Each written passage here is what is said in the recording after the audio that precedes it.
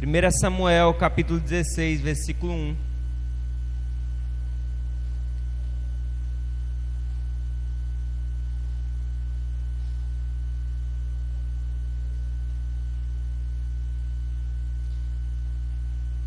Primeira Samuel fica antes de 2 Samuel 16, versículo 1. Você que encontrou, diga amém. Olha o pessoal bom de Bíblia aqui. Nós temos um tema, antes de nós lermos, olha aqui, o tema da nossa mensagem hoje. Você pode ler essa pergunta comigo? Amém. Pergunta aí para quem está do seu lado, até quando?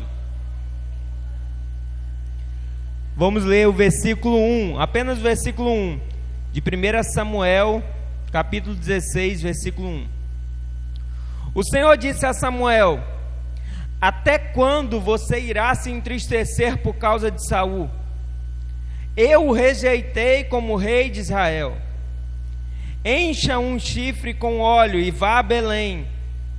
Eu o enviarei a Jessé, pois escolhi um de seus filhos para fazê-lo rei. Feche seus olhos.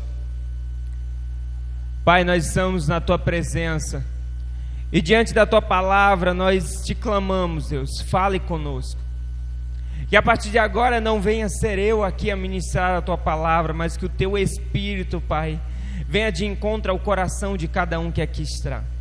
Traz a aplicação dos céus, Pai, que só o Senhor pode fazer. Que nessa noite nós venhamos ser transformados, Pai, modificados por essa palavra que vem do céu. Assim nós te oramos e te agradecemos em nome de Jesus. Amém e amém. Nós estamos aqui diante de uma palavra que marca uma transição de governo. Nós estamos aqui diante de uma palavra que marca principalmente uma transição, uma mudança numa forma de governar. Porque durante um bom tempo Israel foi governado por juízes. E os juízes, eles decidiam ali naquele reino. Eles eram a principal autoridade. E o último juiz da nação de Israel é Samuel. E Samuel, ele era juiz, ele era sacerdote, ele era profeta. Só que chega um momento na história de Samuel que ele começa a ficar velho. E os seus filhos estão cada um assumindo um lugar no reino. Só que os filhos de Samuel não estão agindo da mesma forma que Samuel agia. E o povo começa a olhar para as nações vizinhas e olhar que cada nação vizinha tinha um rei. E eles começam a se questionar: mas apenas a nossa nação não tem? E principalmente a olhar para os filhos de Samuel e ver que eles não estavam fazendo o que era certo. E eles chegam até Samuel e começam a dizer: Samuel, nós queremos um rei. Samuel, unge alguém como rei desse lugar. E Samuel, irmão, ele fica bem chateado, fica revoltado mesmo. Porque a partir daquele momento o povo começa, de certa maneira, a rejeitá-lo como juiz.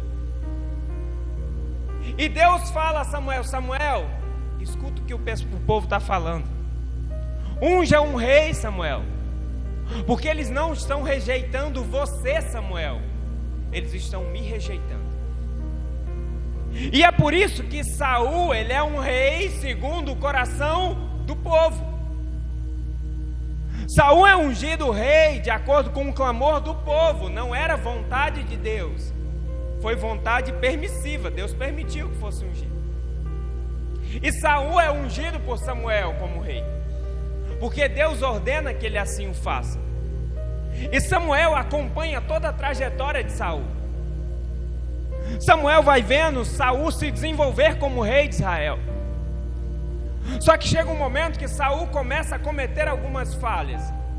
Saul começa a fazer o que não é correto diante de Deus. Em primeiro momento, Saul, ele faz um sacrifício que só sacerdote deveria fazer. Ele desobedece um mandamento claro de Deus. Num segundo momento, Saul, ele recebe uma ordenança clara do Senhor dizendo: vocês vão ganhar essa guerra dos filisteus, mas vocês vão ter que matar tudo lá. vão ter que matar todos os animais, vocês vão matar todas as pessoas, os reis, porque esse povo que tanto tem afligido Israel, eu estou entregando na tua mão. É uma ordem clara. Mas quando Saul chega lá, Saul poupa o rei, e Saul poupa uma parte das ovelhas, do gado, e a justificativa dele é até boa, em dizer: olha, eu não matei, eu não obedeci completamente, porque a gente queria oferecer como sacrifício a Deus. Olha que bonitinho, né? Mas a ordenança de Deus, ela era clara: você não vai deixar nada. E a partir daí Deus deixa claro para Samuel: Samuel, eu rejeitei Saul. Só que você para pensar em Saul como profeta. Saul, ele participou de toda a história. Samuel, desculpa, ele participou de toda a história desde a unção de Saul. Ele começou a ter um apego com aquele rei. Só que chega um momento que Deus fala: eu o rejeitei. Só que a gente, ao ler as escrituras, a gente percebe que Samuel, ele não estava lidando bem com isso. Samuel ainda estava com o coração entristecido por Deus ter rejeitado o rei na qual ele ungiu. E é aí que vem a pergunta, que é o tema da nossa mensagem, que é Deus falando a Samuel: Samuel, até quando você irá se entristecer por causa de Saul? E eu queria deixar claro que essa pergunta, ela é uma pergunta de Deus para nós. Porque você vai ver em alguns momentos na Bíblia o salmista falando até quando em direção ao Senhor. Mas nessa noite nós iremos ver essa pergunta de Deus para conosco. E o questionamento de Deus a Samuel é um questionamento que eu queria fazer para a igreja nesse primeiro momento. E essa primeira parte da palavra, ela é confrontadora. Porque quando Deus pergunta até quando, Deus está falando que um tempo passou, um ciclo foi fechado, e Ele está abrindo um novo. E eu queria te perguntar: até quando você estará apegado ao que Deus já rejeitou?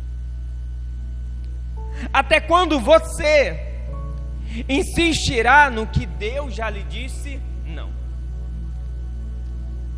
Até quando você viverá como um grande saudosista, como alguém que olha para o passado como: no passado era muito bom, mas que não está vendo o que Deus está fazendo hoje? Até quando você viverá dentro da igreja como se céu e inferno não fossem reais? Até quando você viverá flertando com o pecado? Até quando o reino de Deus não será prioridade na tua vida? Até quando estará sentado, ao invés de estar fluindo no ministério que o Senhor já te entregou? Até quando ficará calado em lugares que o Senhor lhe colocou para pregar o Evangelho? Até quando, irmão? Até quando estará numa zona de conforto, quando o Senhor já mandou que você entre em movimento? Até quando? Será que você pode me ajudar a pregar e perguntar para o seu irmão do lado de novo: até quando, irmão?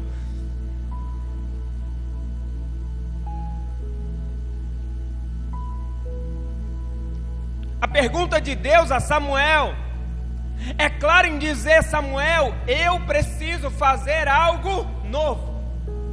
E para fazer algo novo eu preciso romper, eu preciso de uma ruptura. E nós precisamos viver essa ruptura. Como eu falei, Samuel, ele viveu todo o processo da vida de Saul, desde a unção até a rejeição.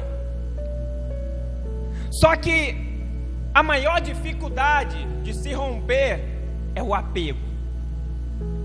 E eu vou te falar algo que pode ser engraçado, mas a gente às vezes se apega até com um milagre do passado. Às vezes Deus fez um milagre na nossa vida lá atrás, e a gente está tão apegado que a gente não está vendo que Deus está fazendo milagre hoje. Deus vai fazer milagre amanhã, Ele continua fazendo. Mas é porque nós criamos uma estátua para o nosso milagre. Afinal é tão bonito o nosso testemunho. em dizer: olha o que Deus fez naquela época, olha como Deus me usava, olha como Deus curou a minha casa. E a gente está apegado e fechado igual Samuel, sem estar aberto para o que Deus está fazendo de novo, apegados a milagres do passado. Quantas vezes nos apegamos também a padrões? Afinal, eu tinha um padrão de viver, eu tinha um padrão de adorar, eu tinha um padrão com a minha vida com Cristo, eu tinha um padrão, eu sou apegado a essa rotina, pastor. A gente vai ver em um diálogo de Jesus com a mulher samaritana, Jesus claramente com aquela mulher, ele dizendo: eu vim para quebrar os padrões. Porque enquanto Jesus está falando com aquela mulher, chega um momento que a mulher faz um questionamento a Jesus e fala: olha, os nossos pais adoravam nesse monte, mas vocês judeus dizem que só dá para adorar em Jerusalém. Onde nós devemos adorar? Jesus vai dizer em João 4, 23 ao 24: mas a hora vem, agora é, em que os verdadeiros adoradores adorarão o Pai em espírito e em verdade, porque o Pai procura tais que assim o adorem. Deus é espírito e importa que os adoradores o adorem em espírito e em verdade. O que Jesus está deixando claro para aquela mulher é: minha filha, independente do lugar, o que importa é o adorador. Independente se vai ser aqui, se vai ser acolá, o que importa é a tua adoração que flui de dentro. Deus, irmão, Ele não quer saber se hoje você chegou aqui e você está aí, você está quietinho no seu lado, e você deu um glória a Deus hoje ou você não deu nenhum. O que Ele está preocupado é com o teu coração, com o nível da adoração que está fluindo de dentro de você. E às vezes a gente se apega a padrões, afinal a gente é acostumado. Quando a gente muda a liturgia de um culto, às vezes o irmão já começou assim diferente. Mas o nosso Deus é um Deus que quebra padrões. Outro apego que nós precisamos romper é o apego ao passado. Nós vemos que na história de Samuel ele é um profeta de Deus, mas está apegado ao passado, está apegado a um rei que o Senhor já o rejeitou. E Deus já tinha falado para Samuel: Samuel, eu o rejeitei. Só que olhar para trás e romper com um passado que o Senhor já rejeitou é tão difícil, é tão desafiador. Mesmo que Deus já tenha falado: acabou, eu rejeitei. E a gente olha, eu queria trazer à memória a igreja em dois momentos os nossos versículos temas desse ano, que fica em Isaías 43, o versículo 18, que diz: esqueçam o que se foi, não vivam no passado. A partir do momento que você recebe o Evangelho de Cristo, que o Espírito Santo te convence de todo pecado, se inicia uma ruptura na tua vida, uma ruptura com o velho homem, e a partir de agora você é uma nova criatura. Então, se você mentia, não mente mais. Se roubava, não rouba mais. Se fofocava, fofoca mais. A partir de agora há uma ruptura, porque o passado está ficando para trás e Deus está fazendo algo novo. E como que é feito essa ruptura? Através da obra do Espírito Santo. Aqui é claro que Deus dá uma direção para Samuel. Ele fala: Samuel, encha um chifre com óleo. E o óleo, ele aqui é uma representação do Espírito Santo. Você vai ver, se você acompanhar aqui, você sabe onde essa história vai chegar. Samuel, ele vai chegar à casa de Jessé. Você vai lembrar que o evangelista Everton ministrou recentemente. Samuel chegando à casa de Jessé e derramando um óleo sobre a cabeça de Davi. Só que ao final desse capítulo que nós estamos lendo, acontece uma coisa. A partir do momento que o óleo é derramado sobre a cabeça de Davi, o Espírito do Senhor, ele toma Davi. Só que nesse mesmo tempo, o Espírito de Deus se retira de Saul.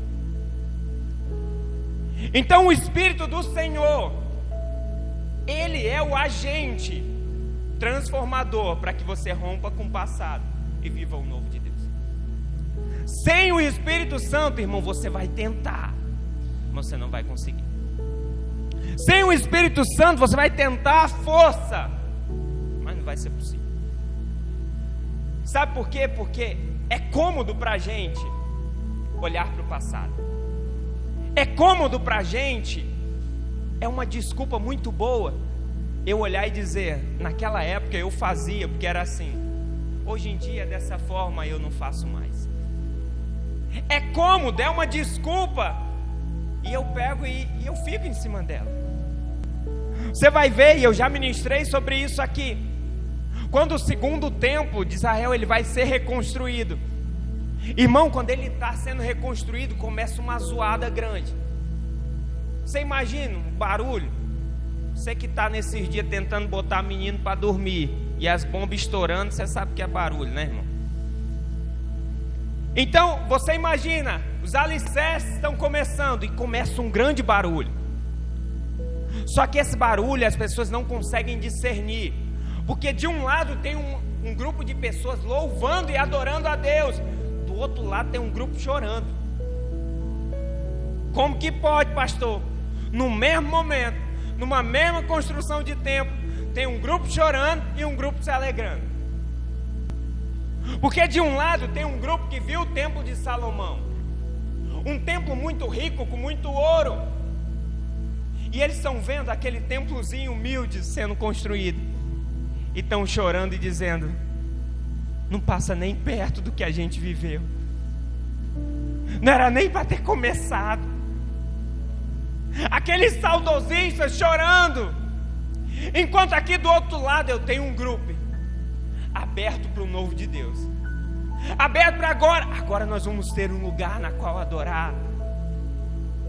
Esse grupo aqui talvez não saiba, mas o profeta Ageu vai vir até eles para tentar e vai dizer, olha, eles ali, eles estão chorando porque eles viram um templo antigo cheio de ouro, mas o profeta Ageu veio liberar a palavra, mas esse templo que vocês estão levantando, a glória desse templo será maior do que a da primeira. Porque no primeiro templo era assim, cheio de ouro. No primeiro templo tinha do bom e do melhor. Mas no segundo templo, Jesus, o Nazareno, o Salvador, ele pisará os pés. Então a glória desse templo será muito maior que o do primeiro. E essa é a palavra que Deus tem para nós nessa noite. Se desprende, rompe com o passado, porque o que Deus tem preparado para a tua vida lá na frente é muito maior, muito melhor do que o que passou. Tem um milagre novo, irmão. Mas Deus, ele dá outra ordem a Samuel, ele diz, vá a Belém. E aí a gente vai para outro até quando? Até quando permanecer parado, irmão? Porque para viver o novo, precisamos entrar em movimento. Para o Senhor fazer tudo que Ele tem prometido, a gente precisa estar em movimento. E como eu falei, romper e entrar em movimento não é fácil. Samuel vai dar uma desculpa para Deus. Você está com a sua Bíblia aberta ainda, você me acompanha no versículo 2. Samuel, porém, disse, como poderei ir? Saul saberá disso e me matará. E o Senhor disse, leve um novilho com você e diga que foi sacrificar ao Senhor. Convide Jessé para o sacrifício e eu mostrarei a você o que fazer. Você ungirá para mim aquele que eu indicar. No momento que Deus libera uma palavra para entrar em movimento, aquele homem, ele se atém às dificuldades. E a dificuldade era, Não, eu vou entrar ali, Saul vai saber que eu entrei e ele vai mandar me matar. Ele começa a se prender aos seus medos. Não é fácil entrar em movimento, irmão. Quer ver Deus mandar você, olha, evangeliza tal pessoa. Irmão, por mais que você seja desenrolado, você fica travado. Você fala, ô Senhor, me ajuda, Espírito Santo, o que eu falo? Porque entrar em movimento é desafiador. E normalmente a gente se apega como Samuel se apegou a uma desculpa. Mas eu tenho uma palavra para mim e para a sua vida. Porque é o Deus que Ele faz romper com o passado, Ele te dá uma estratégia para o futuro. Ele não só fala, agora você vai, mas Ele está dizendo, o que Samuel vai fazer? Fala, Samuel, você vai entrar, você vai dizer que vai sacrificar, e pronto, Samuel, você vai ungir.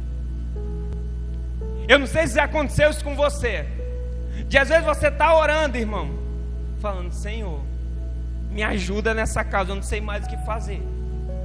Lá em casa, irmão, a gente tem um costume, tem uma pessoa que tem um costume de perder as coisas.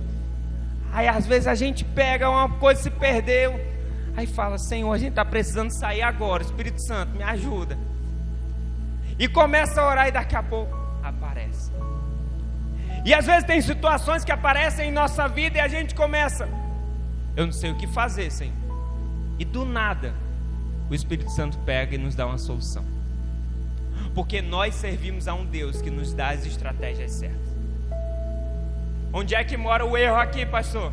Quando a gente tenta nós mesmos criar essa estratégia. Mas quando eu decido vir para cá e falar, Senhor, eu quero confiar no que o Senhor projetou para a minha vida. Aí sim você vive o sobrenatural. Só que tem mais algo para nós vermos nesse texto. É interessante ver que o Senhor fala a Samuel, eu enviarei a Jessé, escolhi um de seus filhos para fazê-lo rei. Eu queria que você estivesse aberto para o novo de Deus, porque Deus está deixando claro para a nação de Israel e para o profeta que Ele tem um projeto de algo novo. E para ilustrar, eu queria que, eu não sei se a imagem está aí no ponto, se tiver, você coloca aí para mim. Alguém sabe o que é isso aí, irmão? Alguém? Hã? É um odre, olha, rapaz. Mas vocês não estão tomando vinho não, né, irmão? Isso aqui é um odre. E na época de Jesus, isso aqui era feito com pele de animal. E ele tinha um fundamento, que era quando se colocava o vinho fermentava. E esse odre, sendo novo, ele aguentava todo o processo de fermentação. E o vinho ficava bem apurado e ficava pronto para ser consumido. Só que Jesus, no livro de Lucas, capítulo 5, versículo 37, ele vai deixar claro: ninguém deita vinho novo em odres velhos. De outra sorte, o vinho novo romperá os odres, e se entornará o vinho, e os odres se estragarão. Então, Jesus está deixando claro algo sobre os odres e sobre o vinho. Está falando, se eu tenho um vinho novo, eu não posso colocar ele em um odre velho. Porque se eu coloco um vinho novo em um odre velho, esse odre velho ele vai se romper, e eu vou desperdiçar o odre e o vinho. E Jesus continua, mas o vinho novo deve deitar-se em odres novos, e ambos juntamente se conservarão. Então Jesus ele está dando uma direção para aquele povo. Ele está falando, esse povo eles estão com a mente fechada, talvez por uma religiosidade, por algo, mas para receber o vinho novo que eu tenho disponível, é preciso ter um odre novo. É preciso ter um lugar para receber esse vinho que seja novo. E quando nós olhamos para a nossa vida, e principalmente para esse tempo, irmão, enquanto eu orava a Deus por essa palavra, Deus me fazia queimar de que Ele tem uma direção de um vinho novo para essa geração. Só que esse vinho novo a ser derramado, ele precisa que o ambiente, ele precisa que o nosso coração e a nossa mente sejam abertos, e que tudo aquilo que trava o mover do Espírito Santo, irmão, seja substituído por algo novo. É Jesus deixando claro: eu tenho algo novo. E agora eu queria que você abrisse a sua Bíblia no livro de Isaías, que nós já lemos, Isaías 43. Vamos ler o 18 e 19.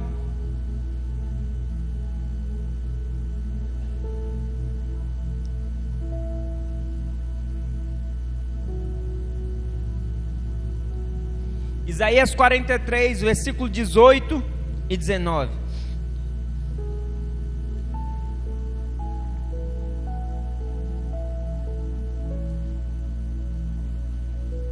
Eu não sei se você, talvez você ainda, muitos do que estão aqui não saibam. Todos os anos em nosso ministério tem um tema para o ano. Alguém lembra o tema do ano passado? Eita agora, ô Jesus, provisão. E o tema desse ano, o novo. E ele tem como versículo base esses dois versículos, que diz assim: esqueçam o que se foi, não vivam no passado, vejam, eu farei uma coisa nova, ela está prestes a acontecer, vocês não a percebem? Até no deserto vou abrir um caminho e riachos no ermo. Então a palavra de Deus e a direção para esse ano é: tem um novo de Deus para nossas vidas. Eu preciso tomar posse desse novo. E aqui, quando a gente atrela a mensagem do nosso ano com o que nós lemos, é Deus falando para Samuel do novo. Mas para analisar, irmão, Samuel, ele está rompendo um ciclo, ele está se abrindo para o novo, e ele vai ungir Davi, que vai ser o maior rei da história de Israel. O que nos deixa muito claro que toda vez que eu rompo com o velho, eu abro o meu coração e a minha mente para o novo de Deus. Deus tem algo muito maior do que eu pensei ou imaginei. Talvez Samuel nunca imaginou que iria ungir o maior rei da história de Israel. Só que além disso, quem que vem da linhagem de Davi, irmão? Jesus, ele vem da linhagem de Davi. Então aquela unção, aquele mover, ele representa um novo, extraordinário para aquela nação, para aquele tempo, mas para nós que estamos aqui hoje. Porque o novo de Deus, ele veio através de Jesus, aquele que foi crucificado pela minha e pela sua transgressão. E a partir do momento onde ele se entrega, ele nos dá uma nova vida. A graça dele nos alcança. A Bíblia vai dizer que todos nós estávamos condenados à morte. Todos nós nascemos pecadores, mas o novo dele vem através de Jesus e nos alcança e nos torna uma nova